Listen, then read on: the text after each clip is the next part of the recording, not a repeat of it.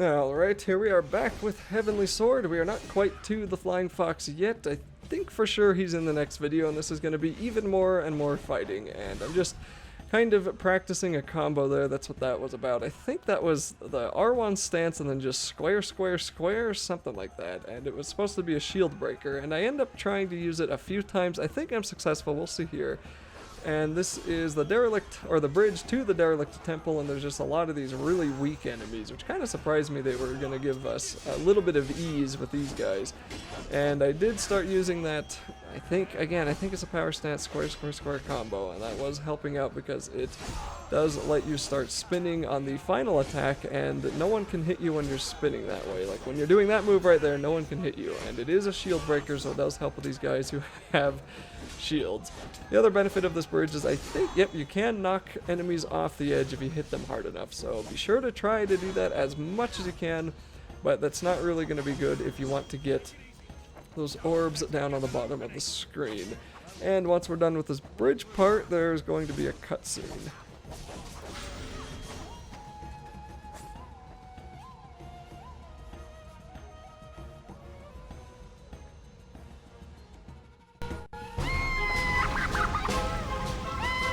I won't be long, Mariko, and when I have killed the little one, then we can begin our dance. Pathetic. You want style? Come on, then! Getting one step closer with every step we take to the Flying Fox and rescuing our friend Kai. I'm pretty sure Kai's our friend. I think Nariko and Kai are from different clans. I don't think they're related in any way, but Kai may as well see Nariko as a sister after everything Nariko's done for her. But at this point, Kai's probably paid it all back. And we get to fight a lot of archers. So we've dealt with these before. When they start glowing, you want to go into Nariko's L1, the light stance, and just start swinging the Heavenly Swords around to deflect the arrows. If you don't do that, you're going to take a lot of unnecessary health damage. And one way to manage this area is just to kind of go up and tag the archers, just hit them once, and then they won't go into the archer stance and start shooting at you again. I don't think. They might if you get too far away, like, it looks like that guy's still going to try to attack me, but because they are archers, they still do have some melee attacks, but they're not really that strong. They're pretty weak, so they're not too difficult to take out. The biggest challenge with them is just avoiding their dang arrows.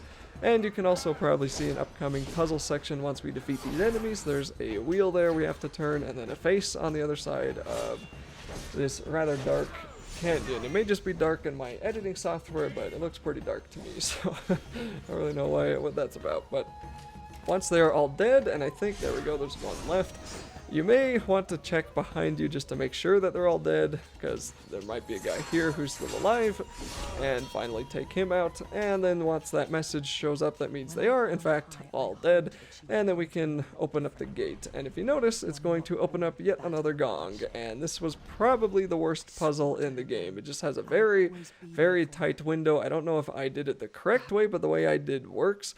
So what you need to do is open up the gate and very quickly move to those shields that are on the right side of the hallway here, or whatever this is, alleyway. And then you need to very quickly turn to Rico and then just shoot the shield in that afterthought mode and walk on through once you do hit it. It's probably going to take a couple of practice attempts. It took me a couple of practice attempts, but once that's finally open, that was like after the 7th or 8th try. We're going to walk into here, have to follow some quick time events, get yet another cutscene, and I'll continue speaking after that.